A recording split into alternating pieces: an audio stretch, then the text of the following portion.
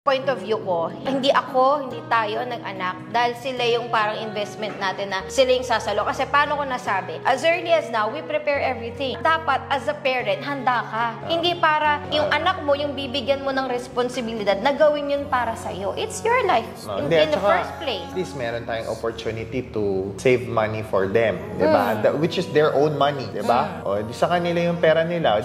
Ready sila pagtanda. Diba? So, hindi yung parang ako yung aasa sa kanila kapag tanda. Minsan yan yung mga nagiging natin parang lame thinking, should I say. Your life is limited to what you think.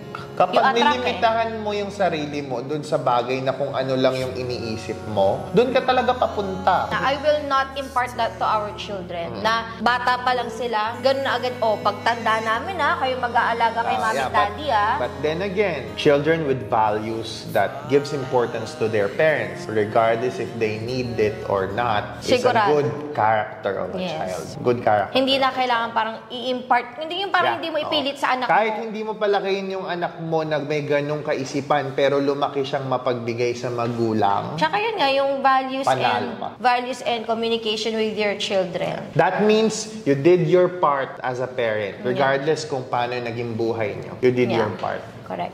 Diba?